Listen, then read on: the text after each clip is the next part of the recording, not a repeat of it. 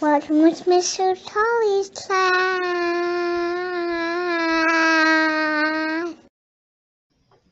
Hello there, and welcome to another edition of Learning Virtually with Mr. Macaulay. Today, what we're going to be looking at is a suggested way that TDSB or other occasional teachers can set up recurring meetings in Zoom, which they can then use anytime they join a class.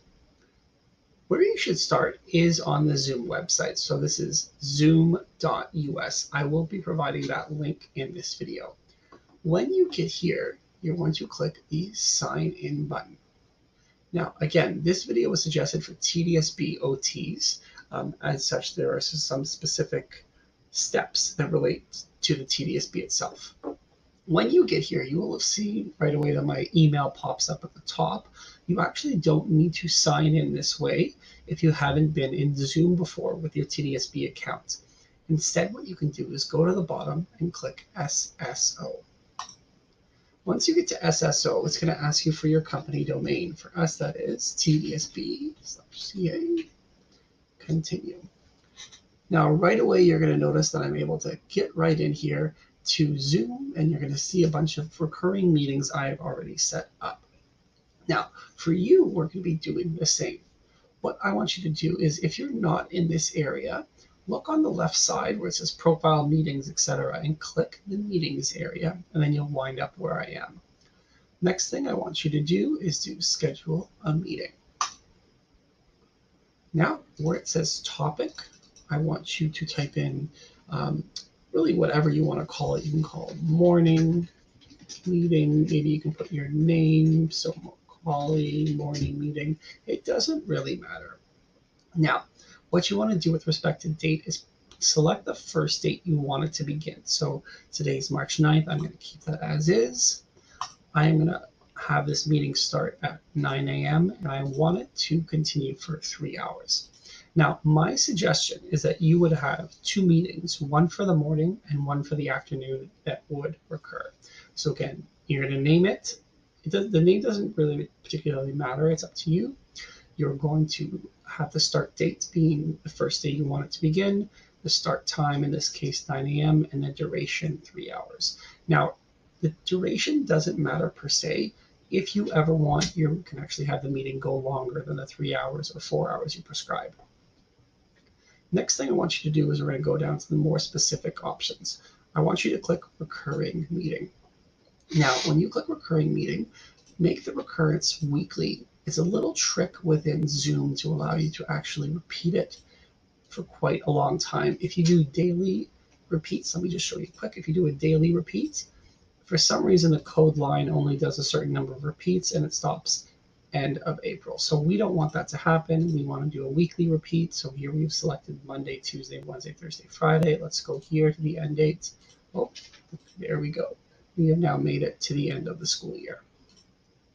Next thing, passcode, I advise against this. So deselect passcode, that's just going to cause confusion. Where you are going to get security is in these 2 next features. So it's your waiting room here. That will require you to manually admit students one by one. And secondly, this requires authentication. This means that only TDSB accounts will be able to get into your Zoom meeting. Again, I do not recommend a passcode. I think it's going to cause issues for students to access, but I do suggest very heavily that you have this waiting room and require authentication feature. Now, there's a whole bunch of other features that you can turn on or deactivate. I recommend always having the mute participants upon entry button clicked like this. Reason being, sometimes students might join the meeting, not know that their camera's on, and then you get to hear everything going on at home, and specifically the dishes that were not put into the sink or cleaned the night before. So once you have selected everything you want to select, you're going to click Save here. At this point, you're going to have your invitation link. You're going to copy this, and I'm going to show you how you can take this link and deploy it into Brightspace. So again, I want you to highlight and copy, or you can do right-click, copy. You have this whole invitation here as well. The really important thing you need is this URL, so make sure you copy this. Okay, now we're going to look at two ways that you can actually take the link that you created in Zoom and share it with the class. The first place you can do this is in Brightspace. Now this is just an empty Brightspace shell I use, so it will look different from anyone else's class that you're going to be joining. The place I'd like you to place this, or suggest you place this anyway, is here within the activity feed. The reason I'm saying activity feed is this is a feed that is shared with any subscribed parents. Now, if the activity feed isn't available, you can put it under the announcements feed. But again, I do recommend you put an activity feed. Also, realistically, maybe just put it in both. Why not? So under activity feed, you're going to go create posts. You're going to say today's morning link. Mr. Macaulay. You're going to put that there. There's the Zoom. You're going to post that. Next thing you're going to do under announcements, new announcement, same thing. Today's morning link with Mr. Macaulay. Put that in there and publish. So this is two places that they'll be able to access. Going back to the course home here, you have A, the activity feed with the link, and then B, the announcements feed.